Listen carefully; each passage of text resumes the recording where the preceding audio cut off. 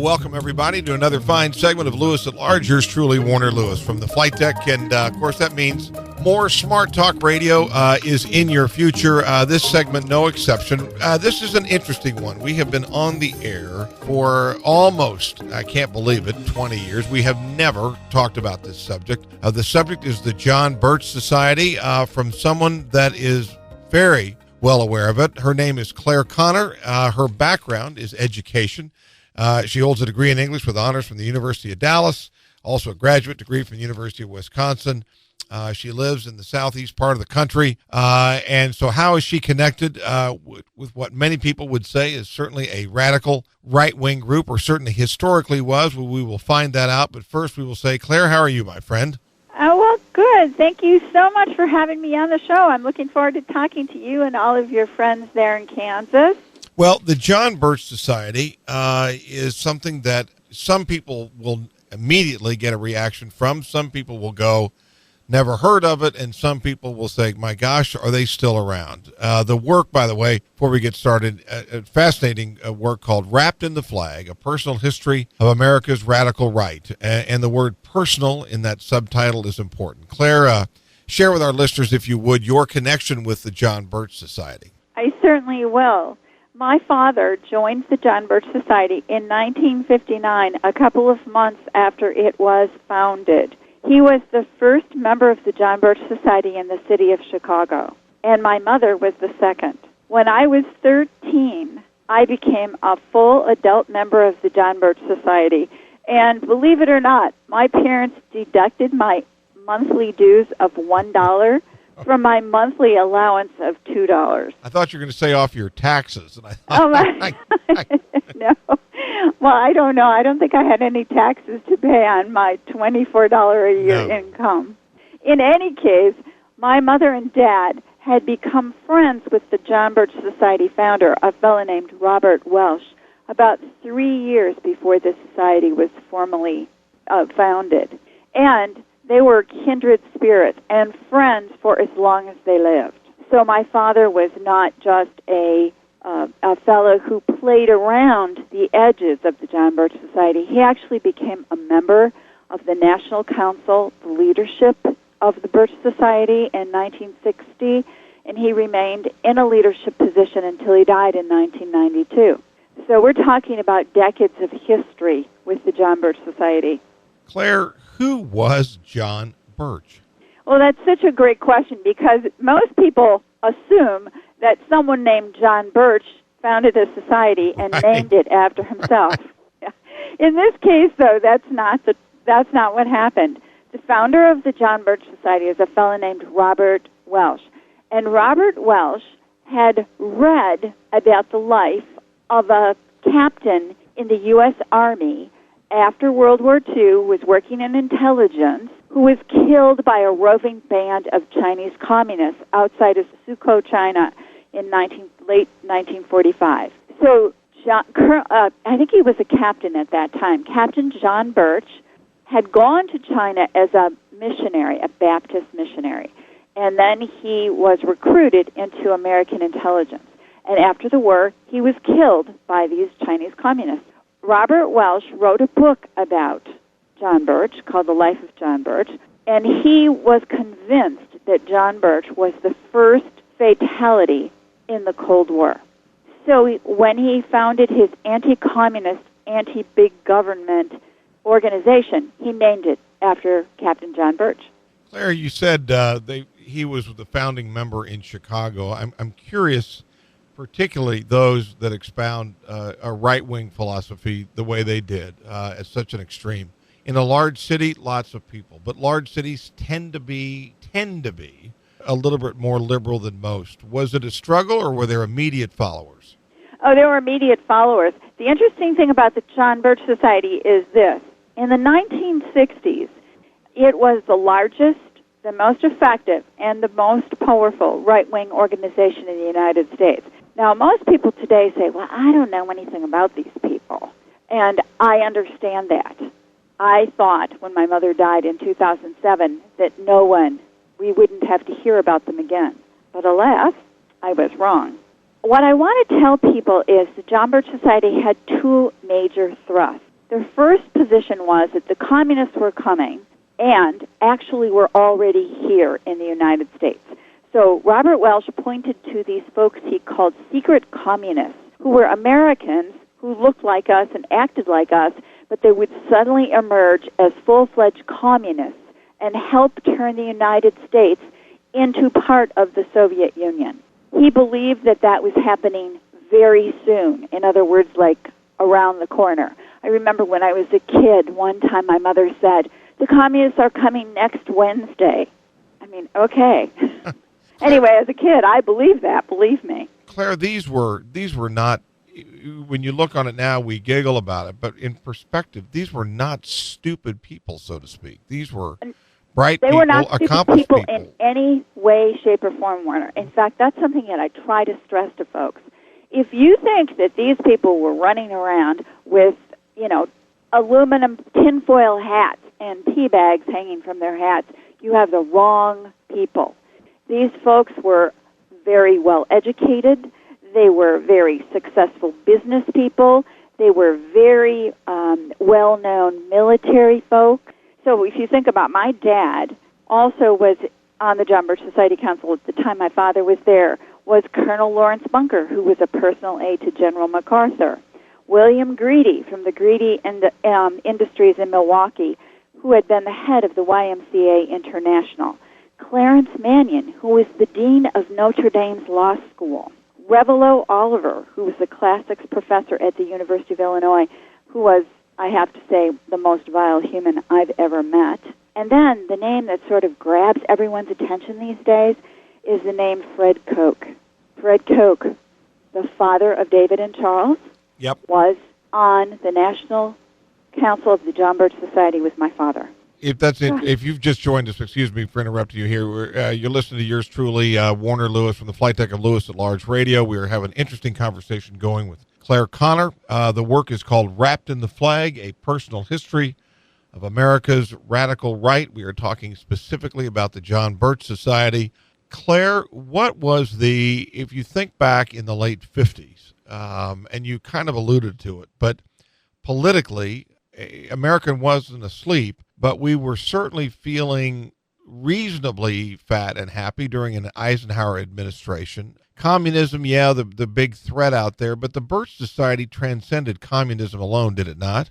Oh, absolutely, and I'm so glad that you're making me get back to that point, because that is the second point that I think is so absolutely essential for us to understand. The John Birch Society was concerned about communism, but even more than that, their concern was that the government, our government, had to be slashed to about 30% of its current size. That would have been in the 60s. They believed that they had to get rid of every socialist progressive program since Franklin Roosevelt. So I remember my parents, they were giddy about the idea of being rid of Social Security. They fought against Medicare before it was passed. They absolutely were appalled by the idea of food stamps, unemployment, and almost anything that the government did except run the post office and run the War Department. The John Birch Society believed, basically, that our federal government tended to be an evil institution, and that what the government did was essentially bad for us. So their solution was to privatize all the government services, including public utilities, and all social safety net programs, and get rid of all unions. So if you listen to those ideas, and then you wonder, gee, that sounds very familiar, probably sounds very familiar to many of your listeners, too, because those are much the same ideas that we hear today from the right wing of the Republican Party. Talk about your contact, if any, with current Birch Society members. A, how viable is the organization? B, are there strongholds, so to speak, in different parts of the country? Well, the John Birch Society originally had its national headquarters in Belmont, Massachusetts. And in the early 1990s, they moved to Appleton, Wisconsin, which also is the home of Joseph McCarthy. Interesting. And when I started doing research for this book, I contacted the national headquarters of the John Birch Society. As a Birch kid, they sent me lots and lots and lots of material, which I used in my book. And I was told that the John Birch Society, since 2008, has had the largest increase in its membership in their history. Now, that's a pretty surprising and shocking idea. But if you look at politics in the United States, there's a huge difference today from what happened in the 60s, because in the 1960s, the Republican Party basically said, we can't embrace these radical ideas from the John Birch Society, and they kicked them out of the party. Yeah, Barry Goldwater, I think, worked very hard to distance himself from them. Oh, he did, and so did the patron saint of the conservative movement was William F. Buckley, Jr. And Bill Buckley, who had been a friend of my parents and a friend of Robert Welsh, and Robert Welsh had contributed to Bill Buckley's National Review magazine. They were all friends in this young conservative movement. Bill Buckley made every effort to have the John Birch Society pushed out of the GOP because they realized that they couldn't probably win the national election in 1964 if the John Birch Society looked like it was, part of the Republican Party.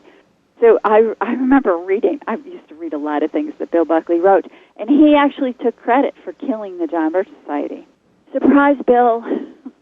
They're not dead. Yeah, they're still around. Again, I sort of touched on this a little bit earlier, but normally organizations like this need a common enemy, and then or at least something they can point to, whether it's real or imagined.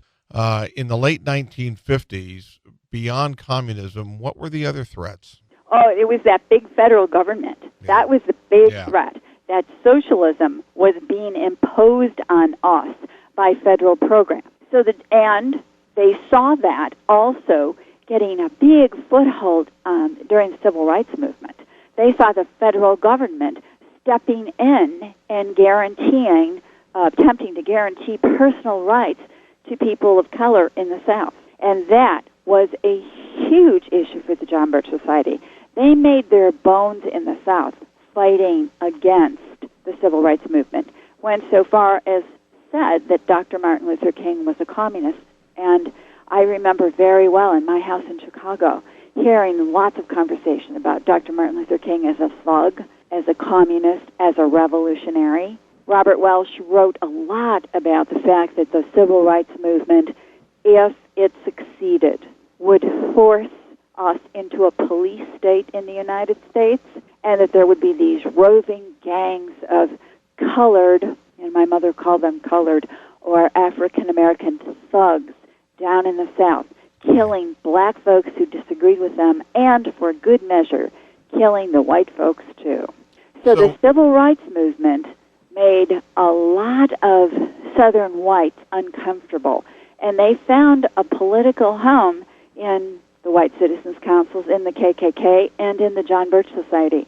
And when I was doing research on my book, I was surprised to see this, Warner, but FBI informants in the KKK reported that the Ku Klux Klan saw the John Birch Society as prime recruitment territory for them. Yeah, and vice versa. Yeah, I would not doubt that. I'm curious as to, and again, because it is so personal to you, because of the involvement of your father and your mother, as you were growing up, even junior high school age, surely you were surrounded with your friends, personal friends, whose family would have nothing to do with this.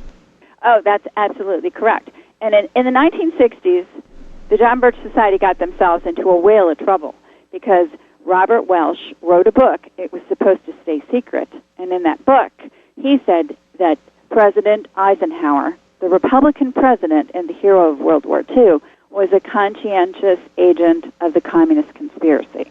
Now, you can imagine, in my circles in Chicago, almost everybody's dad, as my father, they were veterans of World War II, and they had enormous regard for Eisenhower, who was the supreme Allied commander and beat the Germans, so he was a hero.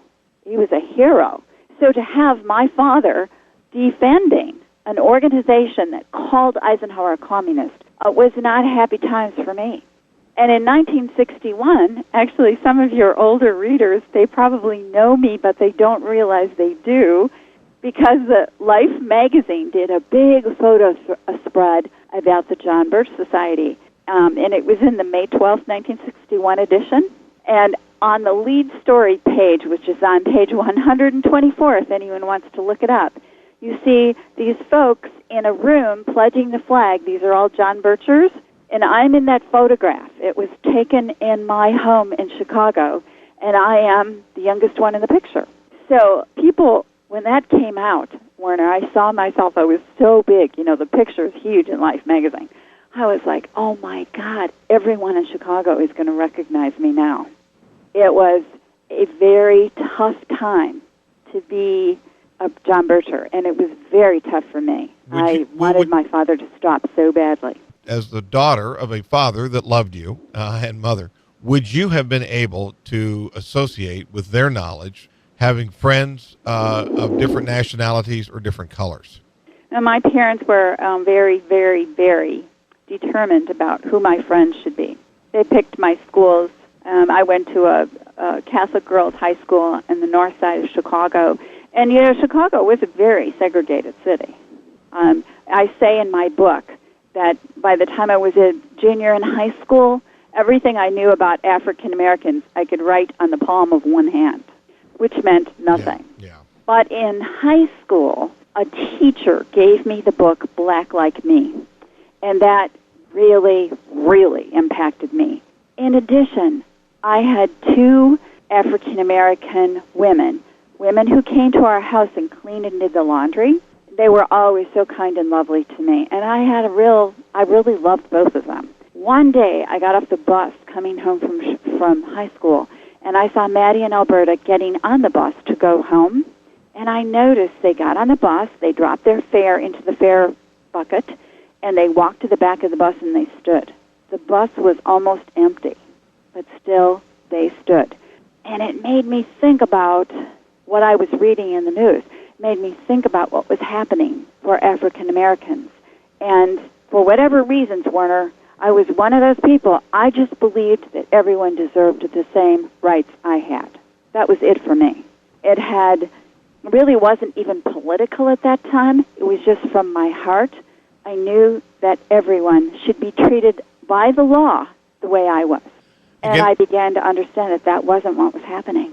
If you just joined us, yours truly, Warner Lewis, again from the flight deck of Lewis at Large Radio. In this segment, we are talking about the John Birch Society, one of America's most radical right-wing groups, political groups, and social groups, originating in the late 1950s, still around today, from someone that knows it. Claire Connor, her father, founding member of the Birch Society in the city of Chicago in the late 50s. Claire, are there, to your knowledge, acts of violence or destruction of property from the society?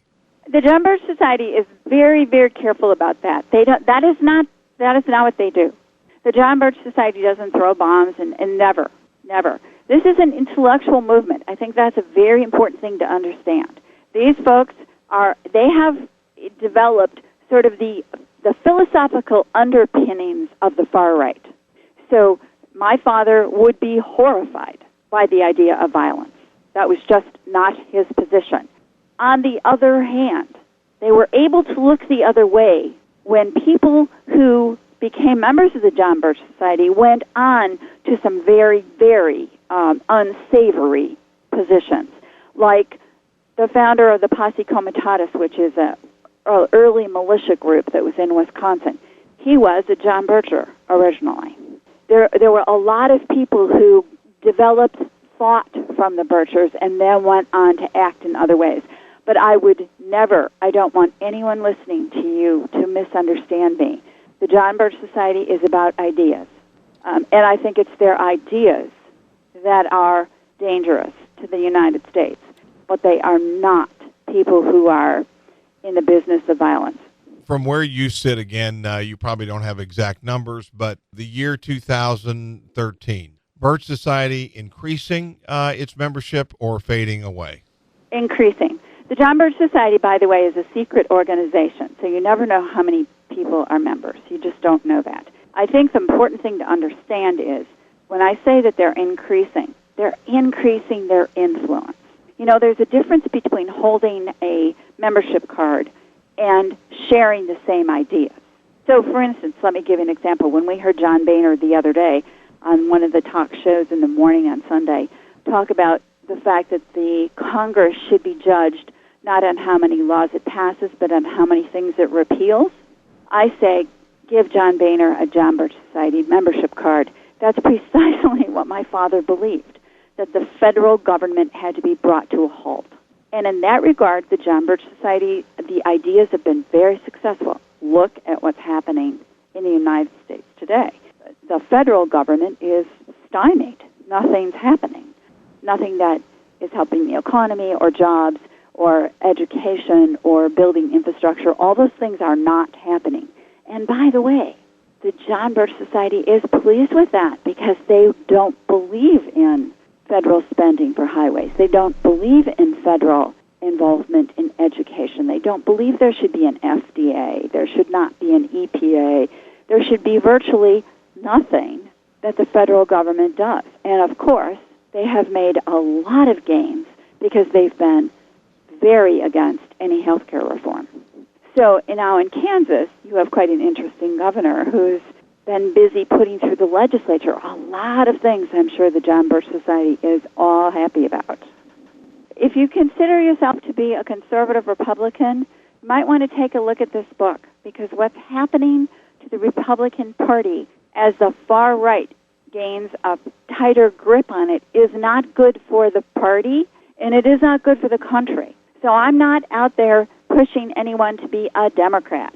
I am pushing and encouraging people to understand extremism broke my family, and I don't want it to break my country.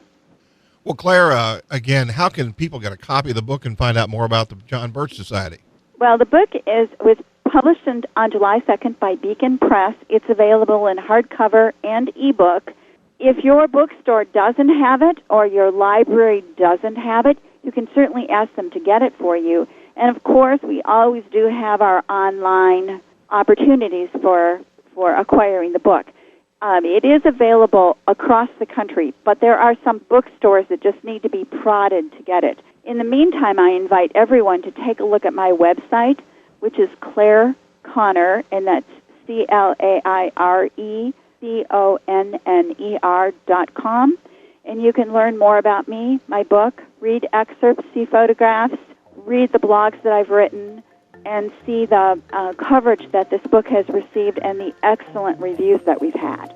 Well, Claire, thank you for spending part of your day with us today, and best of luck in the future, and may talk to you again.